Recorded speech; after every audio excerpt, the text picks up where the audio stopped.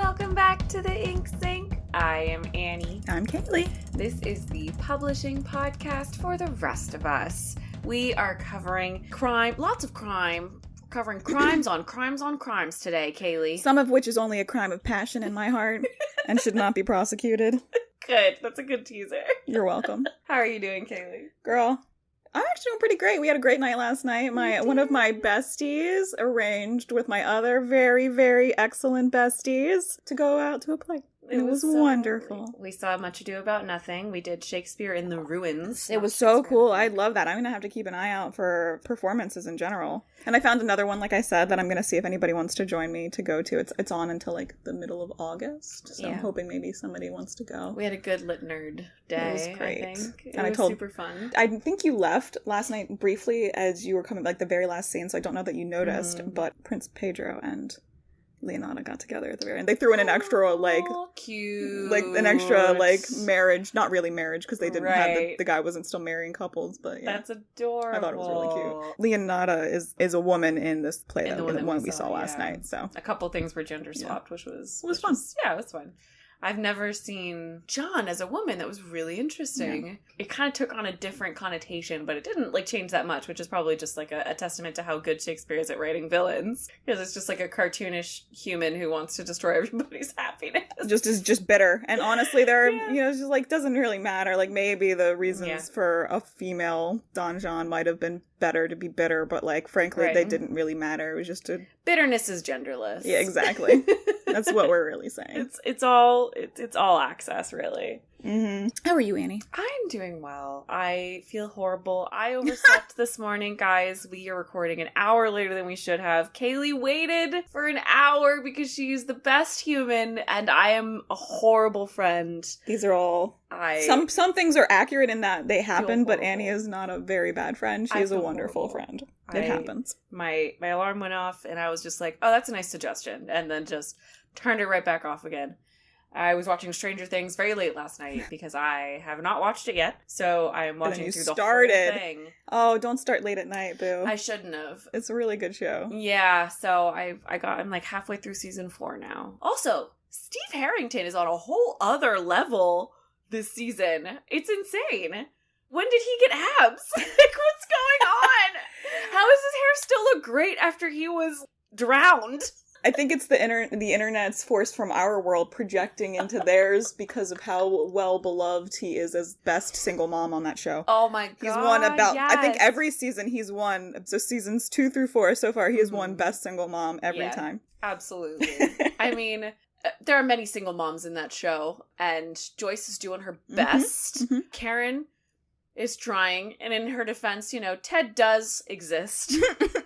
But boy, is he bad at being a dad. Really bad at being, especially in season 4. I saw a very funny article that was just there's a strange species that should be made real from Stranger Things. And it's not the aliens or anything. It's the children that are just unsupervised. And I'm just I don't think that's the lesson that anyone else is drawing from this show. I feel no. I think that if anything, the unsupervised children a problem. Are having it. Karen is doing her best. And whenever Karen does get to help, she does a great job, okay? And Steve Harrington, great mom. Again, excellent mom. He's doing great. If anything, supervise your children is the lesson that should have been taken from this. Not let your children ride around fucking solving crimes and also getting shot at by the government. What are you? And kidnapped by the government. They got kidnapped regularly. Oh, yeah, this has been since season 1, fam. It's not a new thing. We never see Steve's parents. Where the fuck are Steve's parents? I know, there's a free-range children movement or whatever, but, if your kid gets kidnapped, that's fucking on you. Right, you should be trying to find the child. Unsupervised. Will was stuck in a nightmare dream world, but Joyce tried to find him. Annie, that's what we want for our children. I don't know. This lady was fucking bonkers. Character, Kaylee. When you get stuck in a night, whomst amongst us hasn't been stuck in a nightmare realm? Stuck in a nightmare dream world and had to make it work, Kaylee. That's what adults do. We make it work. Oh, sorry. I thought. Wait. No, that's what children do. That's what... We make it work. Like, that's what preteens are intended, It doesn't make sense. Their natural state. Give the children guns and let them just hunt the wild creatures in the forest. That sounds exactly like what a subset of American conservative parents are wanting, yes. There is a viral article that I love when it was like, here's a list of tasks that today's children don't know how to do. And some of them were factually inaccurate. Like, they don't know how to sharpen a pencil. We do. I promise. I assure you, if you put a pencil sharpener in front of a child and a pencil, they'll figure it out real fast. But then some of them were like these really specific, they don't know how to shuck like a specific type of vegetable or something.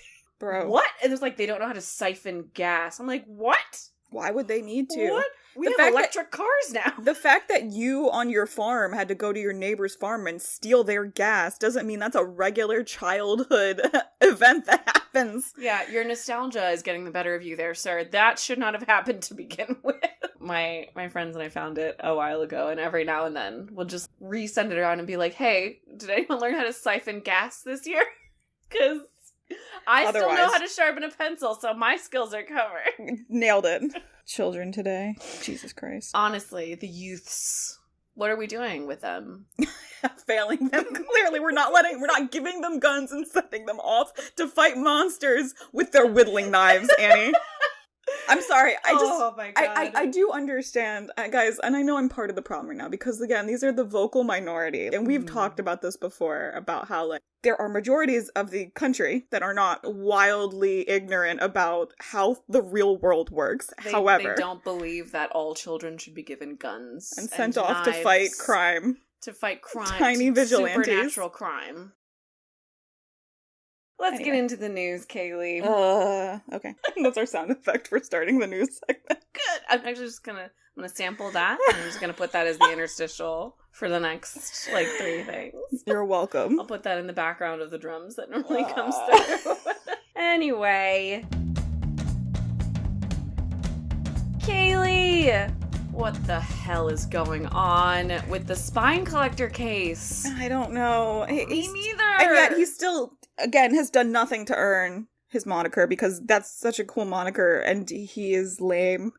This person is not deserving. The media has yet again provided a mediocre person with a really cool fucking name. And I'm mad about it. Me too. Why don't you give us the background on this story so we can talk about what's going on now? So historically speaking, because I don't know how much of this has actually made it anywhere onto the show, because our original episode where we talked about this is we were outside and you could hear cars and the dog and we didn't know not to have ice in our drinks. So the spine collector, which we have mentioned previously, but maybe not in full, is the tale of a person or persons. It was a person ultimately. Basically catfishing and or social engineering their way into getting access to manuscripts, unpublished manuscripts. And it wasn't just one-offs or popular ones or one company that was being hit. It was a variety of companies, overarching genres, popular, not popular, small time, large numbers, really anticipated, really niche. It was just a huge swath.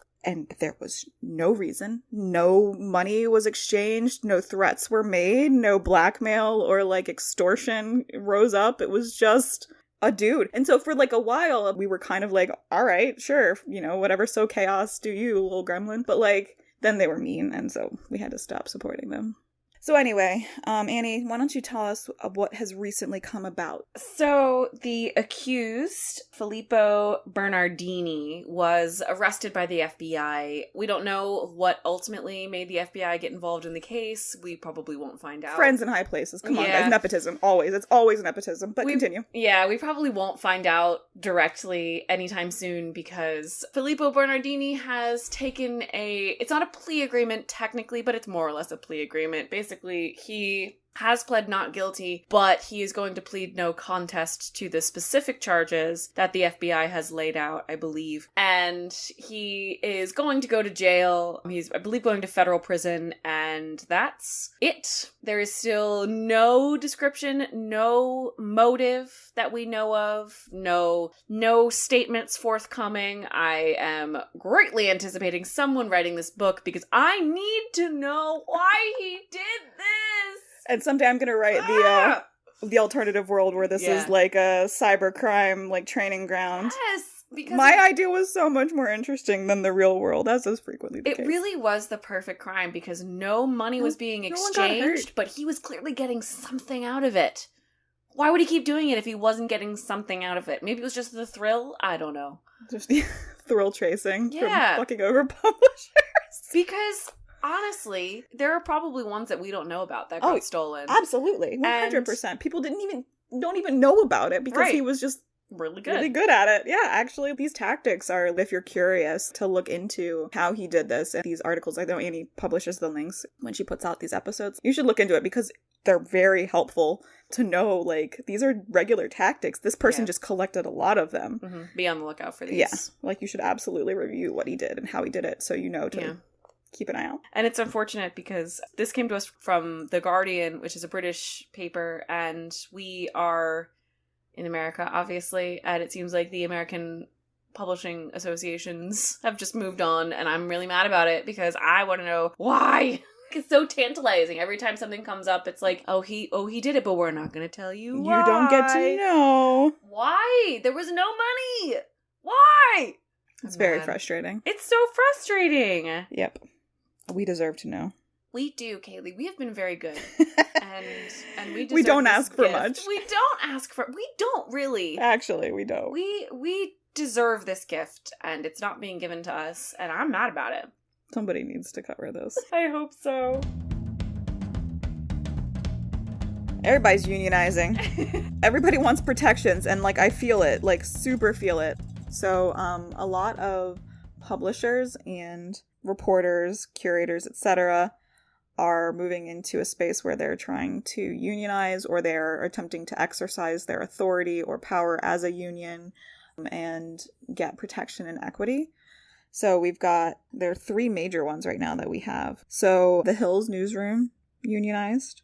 For those of you who are outside the DMV, the Hill is one of the biggest political news sources. And then HarperCollins has a union, and they had a one-day picket. And this is something that we have talked about. Many companies over the last 3 years during the pandemic reported record-breaking profits. And people are still struggling and getting screwed over. And they're not seeing this. Why are you like this? Your people are literally struggling to feed themselves. They're working 3 jobs to support themselves in an area where you want them to be employed. Like, you want them to be geographically located. You want them to be geographically located near you, or you're requiring them to be in this area that's really fucking expensive to live. And then you're not going to pay them appropriately to live there? You piece of shit. Yeah. Sorry. I feel very strongly about this. Anyway, also the Atlantic is unionizing as well.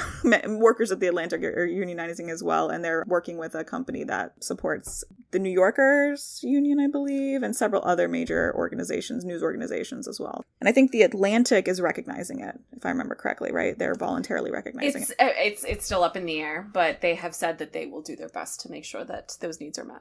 I will say we've talked about this a little bit on the show, how horrible the working conditions are for people, specifically in New York, but in general in the publishing industry. DC is another really expensive place to live, you guys, just to be clear. And it's a lot. I mean, just the amount of work that these people have to do. Especially in a job like this where you're quote-unquote salary. They're essentially asking for free labor. Right. And that means that you don't have time to do that second or third job, or you don't have time to sleep when you're doing that to earn your rent money and food money and car insurance. You have a membership on the metro or the train to get in because you can't live in DC or whatever, and you can't spend the money to parking. If nobody else has told you this, parking in DC is absolutely absurd. Everything in the entire DMV area is super expensive. Housing, parking, transportation, and anywhere that you can live close to the DC metro, it's gonna be expensive. Mm-hmm. And it's not just the DC metro. The Baltimore metro is the same. We live in Owings Mills, and this is an expensive area, and it's partially because we are so close to the Baltimore Metro. The Metro station has an apartment complex that is absurdly expensive. Mm-hmm. Like, it seems great. Yeah. If I didn't have to have a car payment. Right. But I still think that it's like more... Oh my God. I looked it up when I was moving here and I just cried. But yeah, so heartening union news. Hopefully these people are able to get better compensation, or compensation at least commensurate to the amount of work that they're doing, especially in light of the fact that many of these CEOs have gotten record profits over the past 2 years. Fingers crossed. Obviously, Kaylee and I support workers. We are workers ourselves. I have 2 jobs and I'm going to school. We absolutely want to support the people who are bringing you the news, the books, the things that you love. That's a great thing. I mean, we can grouse about politics, but the people who are covering it are so important at The Hill. And The Atlantic is doing some of the best long reads out there. And of course, HarperCollins is one of the biggest publishers in America. So if you like any of those things, you should support the workers getting compensation for those things. Guys, if you like the content, these are the people creating it, frankly. Moving on, this is from Adweek. Facebook's traffic to news sources surprising. has No fallen. one. What? Annie, you mean now that they have to pay for it, they don't want to do it anymore? Go figure. Oh my God. Sorry, who could have predicted this? Okay, now I'm done. So Adweek is I don't know if it's technically a trade publisher anymore. It's pretty mainstream, but Adweek basically covers marketing news. And so they have been tracking how Facebook is referring its users out to third-party news sources. So it has this chart here showing the ramp up of the news and then the ramp down of Facebook's focus on news. And we were talking about this. We talked about this, how shocked I was about the funny. top news sources, really and you funny. couldn't guess. I don't know about you, but I thought that this news source didn't exist anymore.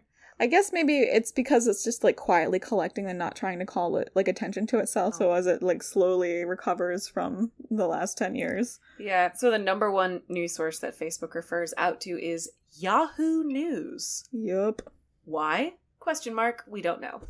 But yeah, so everybody else is kind of clustered down. But in general, they are all trending downward. So Facebook is just losing a lot of referral traffic. And I found this other article. This is from the Morning Brew.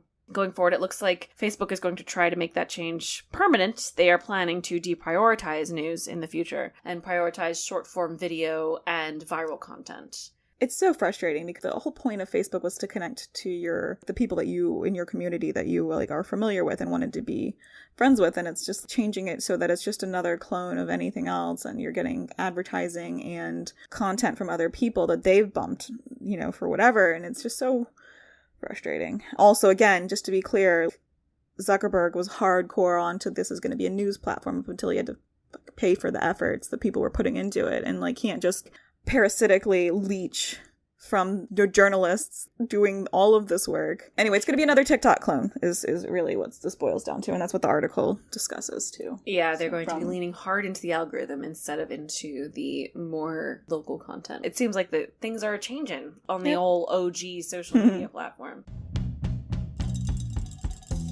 Let's move on to some heartening news, Kaylee. Annie, this is so good. There's more than 300 bookstores have opened. Local bookstores, independent bookstores have opened in the last couple of years, which is more than before.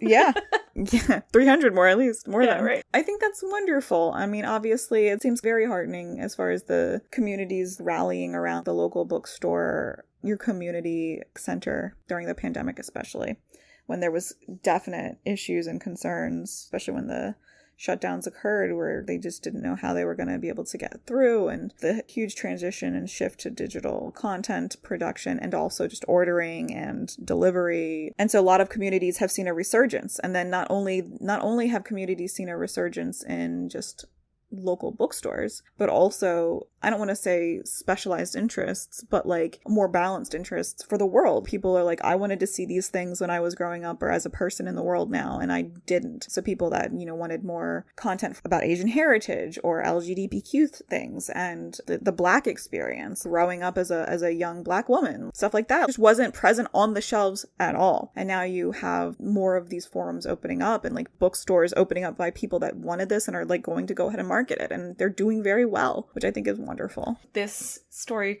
there are two stories here from the New York Times and one from the Christian Science Monitor, and I'm going to read a quote from the Christian Science Monitor story. According to the American Booksellers Association CEO Allison Hill, the association now has over 2,000 members at 2,500 locations, an increase of more than 300 since spring 2021. It is the highest ABA total in years, even though the association in 2020 tightened its rules and permitted only stores which primarily sell books, which is over 50% of inventory, as opposed to stores just offering books. And the ABA also no longer counts sellers who have been active. So this is an increase after a major decrease. So like the denominator changed and the numerator changed. Sorry, that was a fraction. So not only did it go up, but like it went up over a base that was highly controlled, which means that people having, neighborhood bookstores where they just have like a couple shelves in their neighborhood bodega is still not counted as a bookstore, but that's also growing. That side of the business is also growing. And this is a quote from the New York Times. Many of the new stores that opened during the pandemic are run by non-white booksellers, among them the Salt Eaters Bookshop in Inglewood, California, which specializes in books by and about Black women, girls, and non-binary people. The Libros Bookmobile, a Latina-owned mobile bookstore in a converted school bus in Taylor, Texas, which stocks fiction in Spanish and English. And Reader's Block, a Black-owned bookshop in Stratford, Connecticut. That's incredible. I genuinely thought about putting this into our Celebrating Women and Minorities in Publishing section. There are actually a couple news articles this week that could have easily just gone into there. But you know what? I think this is news on its own. I think that this is really important for us to highlight because this is big news for bookselling as a business. It's not just that, it's just collecting what people have been saying and proving it, essentially, which is, there's definitely been some naysayers like, oh, this wasn't going to work or whatever. People don't want this. No, people want this. You don't want this. You don't get to tell a young Black woman what kind of books she wants to read. Yeah, and that especially got brought up in my mind, specifically talking about the ABA. We've talked about the problems at the ABA for a while. You can go back and listen to it. There were a lot of transphobic issues within the ABA, and so the ABA changed especially in the light of what happened to George Floyd, it changed its policies to reflect a tolerance towards trans people and an encouragement of investment in non-white businesses. And there was a huge shakeup in the ABA board over that, saying, this is ridiculous, we shouldn't be supporting this kind of thing, the point of free speech is free speech, you can't just pick and choose, and the American Booksellers Association says, actually, we can. We've chosen not to embrace hate. Yes. Yeah, we've chosen not to embrace hate. Basically, they removed the protections for free speech in their policies so they could better address when someone is being transphobic or racist or sexist or any other number of issues. So it is also really heartening to see the ABA growing, even in light of that, or I should say, even in spite of the haters out there who are saying, oh, this will never work, this is horrible on principle, I have to hate this. And instead, we have an increase in people who are feeling safe to get in with the ABA and have the support that they need as small business owners, which is really like the point here, that these people are getting the support that they need. And doing well. And their communities are responding, which I think is wonderful because it, again, proves the point that you are just a terrible judge of your market stream. Not only are you a bad person, you're a bad capitalist, which I know hurts you more. So Kaylee's like, I'm coming. Unholstered, sorry. Moving back into books as a business, we have a lot to unpack here. The Publishers Weekly published the book sales so far in 2022. They're higher now than they were in 2019, which was the last pre-pandemic year, but they are lower than their 2021 numbers, which is worrying some experts. New books are doing less well than the forecasters expected, and older, more established books are down from last year too. The pandemic seems to have been a boon for books, and the industry seems to be kind of anxious and wondering if this was the last gasp. I'm just laughing at that because no, you guys are always Chicken Little, okay? Like, sit down. Don't go touch some grass. I'm serious. Yes, the pandemic was a boon for books because people couldn't leave their damn house. That is a crisis market, and yes, it is not going to be the same the whole time, but I think it's still pretty promising that people are up as far as it goes. Mm-hmm. Up from 2019, absolutely. Absolutely. And at the end of the day, you want a stable market. You don't want your public to be constantly under this sort of pressure where they're just escapists. I think it was really telling that some of the markets that were starting to trend downward are mental health and dealing with family communications, etc., because you were trapped. And it's not that people didn't love their families or whatever, but you need time away and time to decompress, and it was very stressful when you were trapped with the people that you loved, or even if it was like a fairly new relationship. It makes sense to me. The market is stabilizing. Yeah, Ultimately. I understand why these people are upset. And it's just so consistent. It's like every other year. It's like, oh, the death of print media, the death of the book, the novel is dying. No, you're stupid. Hearteningly, one of the growth areas was LGBTQ books. This is another... minorities and like special interest groups where they're finally getting a forum. Absolutely. Yeah, I think this is very much related to the Booksellers story that we covered earlier. This is from Publishing Perspectives. So far in 2022, LGBTQ fiction book sales have increased year over year by 39%. Which is a lot. Good for them. I'm so glad that we're seeing it come to fruition and proving out everything that people have been saying for years and disproving all of those people that are like, oh, nobody wants to buy this. Like, no, Pete, you're wrong, and we'll prove it with our money, you terrible capitalist. You're bad at capitalism, and that's the worst insult I can tell you to you corporate man. Pete the capitalist. Pete the capitalist. Our new arch nemesis. Get like a stock image of a man in a really ill-fitting suit pointing a disapproving finger out at us and like my cat yelling at him. Oh, yes. Perfect. Oh my God. We need to do that. Nobody else is going to get that. Anyway. And on to mildly depressing news. So on to libraries. Where do you want to start? Let's start with the Internet Archive, I guess. Yeah. So the Internet Archive, for those of you who don't know, it's a little bit of a renegade entity. It's sort of like a cross between Project Gutenberg and Libby. So it's a library. It's a lending library that lends things out, and it essentially lends them out for free. But it is under scrutiny at the moment. This is an article from The Nation. It was a very biased article. Kaylee, I couldn't actually get to it, so I just read other things. Yeah, so Kaylee will have probably more measured information. But basically, the publishers believe that the Internet Archive is taking sales of their digital ebooks away from them by loaning them out. So basically, what happens is the Internet Archive buys a book, scans it in, and lends out the digital version one at a time. Like, this isn't, a fly-by-night pirate operation. It's lending the books out, as a library does, one at a time. And in the Internet Archive's policies, it believes that the print publication, or the print book and the digital book, are a one-to-one, which means that if someone had checked out the physical book, no one could check out the digital book. Someone has checked out the digital book, no one can check out the physical book. Someone has borrowed the digital book, it is analogous to borrowing the physical book. This doesn't seem strange, probably, to those of you who haven't been following this. Unfortunately, the publishers don't like that very much. What the publishers want to do is have the Internet Archive pay them every time someone borrows the book for the license. So, again, just to circle back, this is exactly the same sort of bullshit that they're pulling with traditional actual libraries, and we do not support that, just to be clear. Yeah, so our stance is that libraries are a public service, and trying to wring more money out of them is a bad look. Yeah, I mean, you shouldn't do it, and also, you're just hurting, again, poor people specifically. You're punching down consistently. Every time you do this, every single publisher that's that's bringing this suit forward, you're punching down. I will say that there was ongoing discussion. It was a little murky. The lawsuit, however, didn't get brought until during the pandemic, when the Internet Archive opened it up to not a one-to-one loan ratio. Mm-hmm. So they called it an emergency response, essentially, and they were not loaning it at a one-to-one ratio. They were just loaning out the digital copies.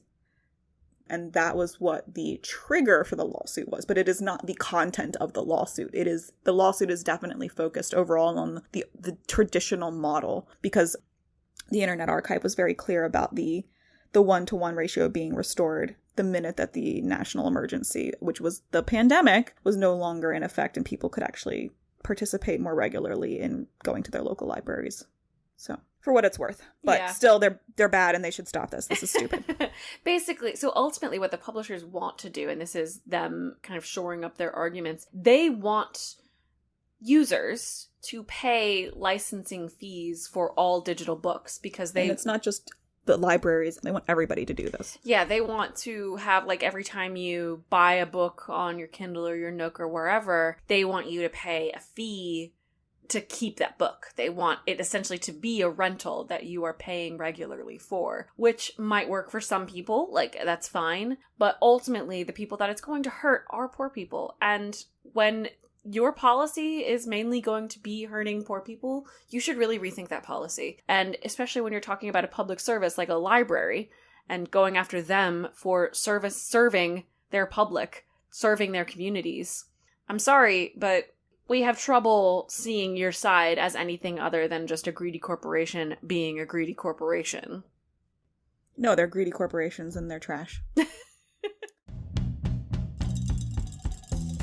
In other library news, this might have fallen out of the mainstream news, but libraries are still fighting over banned books. This comes from The Hill.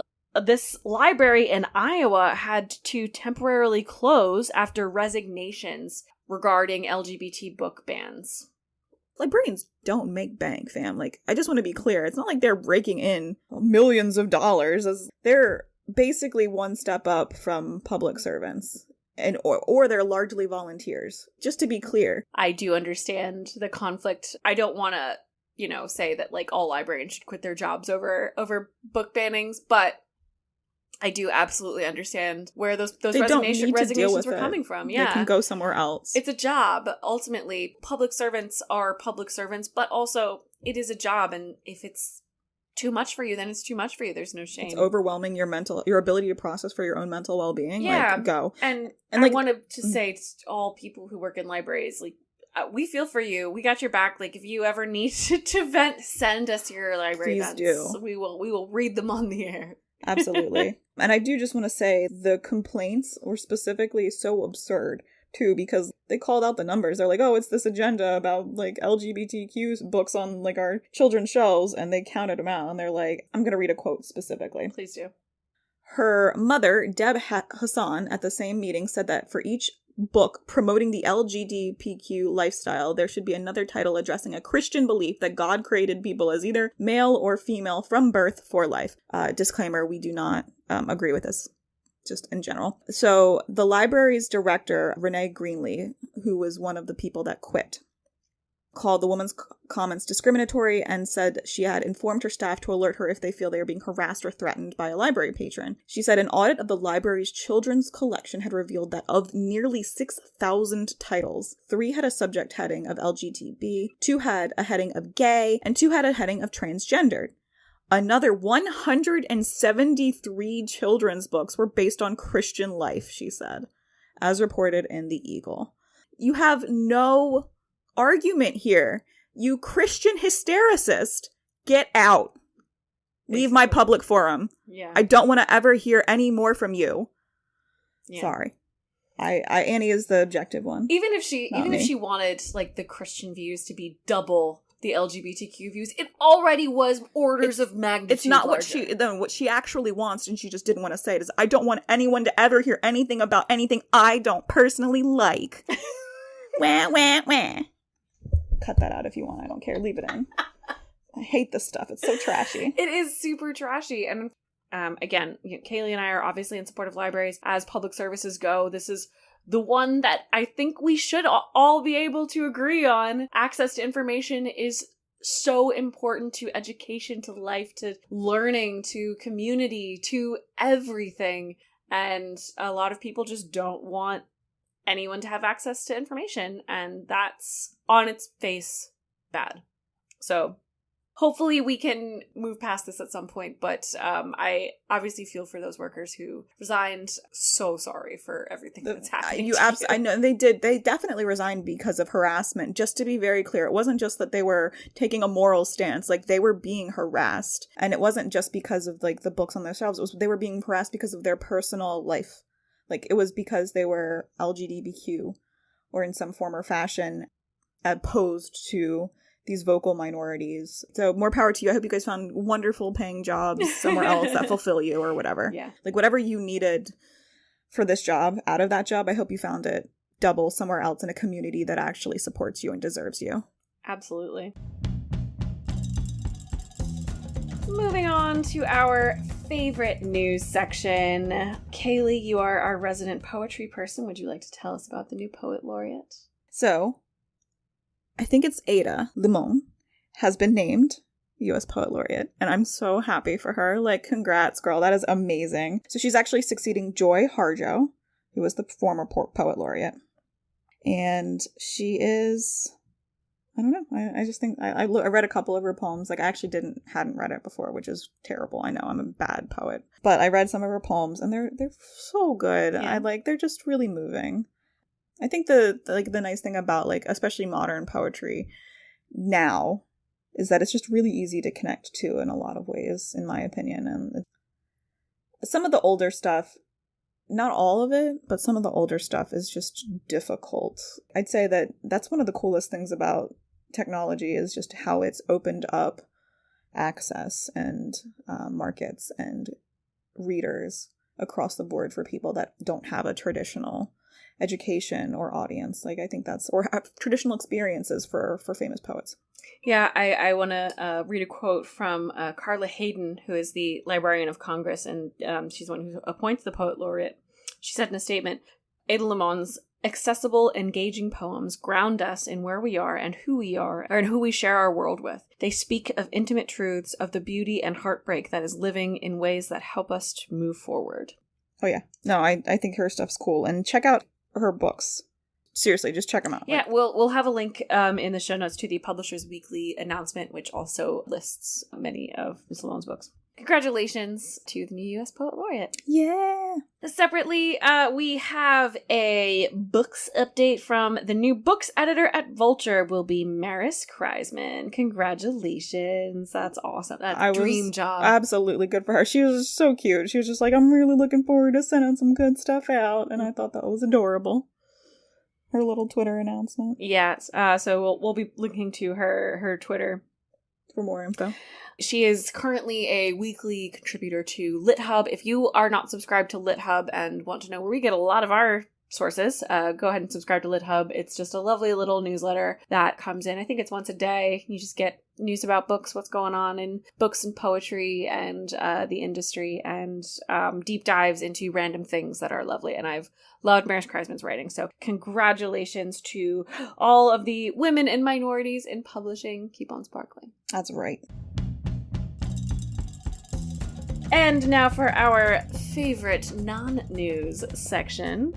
Kaylee, what are you reading? All right, so I just started reading, I love fairy tales and stuff. On one of my many perusals of Kindle, for better or worse, one of the options, like as you like, oh, you like X, Y, or Z, and it was from, I think, my T. Kingfisher, Bryony and Rose's dive from that sect. It's like, oh, you like this book, you might like these other 12 pages of books. So I found this book called Gold Mane, and I think one of my favorite... Gold Mane? Gold Mane. Mayne, yeah. Okay. So it's all one word, Goldmayne. And it's basically the author, like the intro for the book is like, so when I was a kid, I read this collection of fairy tales and they were really obscure and I liked these two ones specifically. And then I was really hoping that at some point somebody would give me more about these characters, and they never did. And I was sad. And then as an adult, I was like, wait a minute, I can do it. And so then he did. So I think it's wonderful. I just started it not too long ago. And the main character is a 17-year-old farm boy. It's a fairy tale. He has, his mom was like really sweet, biggest fan kind of deal, died. And his dad's like a not great person, as is frequently the case in fairy tales. So she died when he was around 13. And then he kind of put up with it until he was about 17. And then he just left. He basically walked off and he was like, you know what, if I'm going to be miserable no matter what, at least I'll be miserable on my own. Yeah. And so this is set in a world where, people know about magic and fairies and stuff. And so he's basically just kind of sleeping in hedgerows and like doing his best, foraging for berries and like really hungry, but like at least I'm not getting the shit kicked out of me every other day. Then the quintessential which character shows up. And I love this a lot, actually, because they really went hard into the stereotype. So, like, she's got this massive, massive black horse that she's riding, and she changes, like, size multiple times in the scene, and the character notices, and he's like, this is weird as shit. Like, was I wrong? The stick is not that big. How did she poke me with it multiple times? And how did she get up on this horse? And then, like, he finally gets invited to tend her house and, like, basically be a caretaker. Ooh. And, like, at first she's like, you've got a, well, you're a fine looking young man. I'd love to add you to my collection, but moving on. And you never hear about that again. And he's too tired to think about that being a thing. But then she mentions her statue garden later that's been overgrown. And you're like, I'm like, he was less so. But anyway, so it's just, he's just doing his best. But yeah, and I just enjoy the fact that it's like calling like all this stuff out, and he's like, well, maybe I was wrong. Never doubt yourself, Conrad. Trust your gut. That's you right. got this, bud. So, Annie, my love, what are you reading? I am reading a book called Actually, the Comma Goes Here. Oh, you sent that to me. It's a book about punctuation. I understand why these books exist, to be honest. We all have to learn about punctuation. We might as well learn about it in an engaging, funny style. So I get it, but also, in the same breath, I don't know who the audience for this book is. Like, I'm reading it and I'm enjoying it, mostly because I already know all these rules and I'm, like, enjoying the, like, meta anecdotes, of the jokes. Yeah. But a kid, I don't know, like, a kid reading about punctuation for the first time, I don't know if they would enjoy it. I don't have any kids, so I genuinely don't know. I could send some excerpts to Sam and see we what need she to thinks. find a child, really. I don't have any. If anyone has a kid they want to donate to the cause of figuring things out for us, we'll give them back. Yeah. Probably. At some point. We're not the witches. We don't have horses, so it's true. We No also horses. don't have any statue gardens. No, it's true. The author is Lucy Cripps, and she's really good. Like, she obviously knows all her stuff. Like, it's all obviously accurate information. Well, not obviously. It is all accurate information. It's very good. And she also breaks down for, people who genuinely need to know this professionally. She breaks down the different style guides and how they treat each punctuation mark, which is super helpful. I have only ever worked with the Chicago and AP style books, but she also breaks down the MLA and APA style books. So really helpful if you were interested in that kind of thing. If you are someone who wants to go into editing, specifically proofreading or copy editing, and you want to know how the style guides break down, I think it's a really, really good book for that. I'm enjoying it. If you're cross-majoring too, like, this would be a very helpful source to look at when you're cross-majoring. You've got journalism and English. I was in communications and English courses, so I was actually using MLA in Chicago at the same time. Oh, you were using both? Girl, it was rough. Oh, I got very lucky. I never had to use more than one.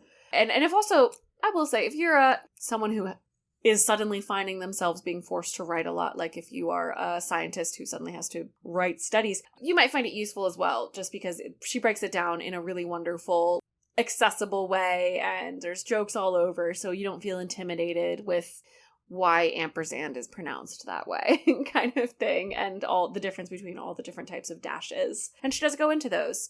So it's really nice. Highly recommend, for sure.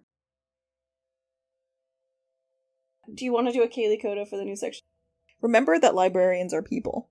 Remember that your public servants are people. Honestly. I mean, it's support people, but if you think that they're not fulfilling your needs as a community, they're still people.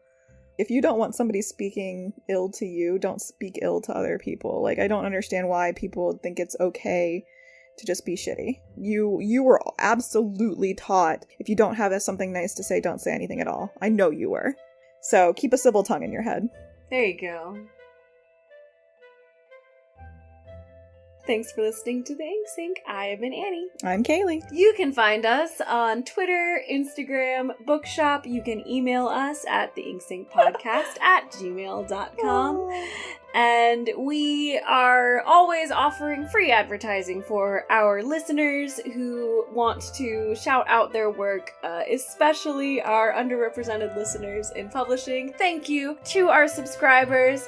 Thank you, Abby. Thank you, Abby. You're the best. If you would like to subscribe and support us at whatever dollar amount or cent amount, you can have less than $1. You can do 99 cents if you want to. You don't have to. If you would like to, though, you can go onto our Anchor or our Spotify. I believe our tips are open on Twitter, too. Thank you, everybody. Have a great week.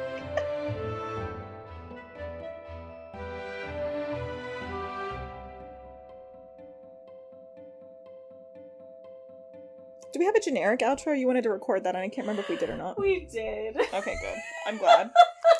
I'm glad. I'm glad. We don't have to use that.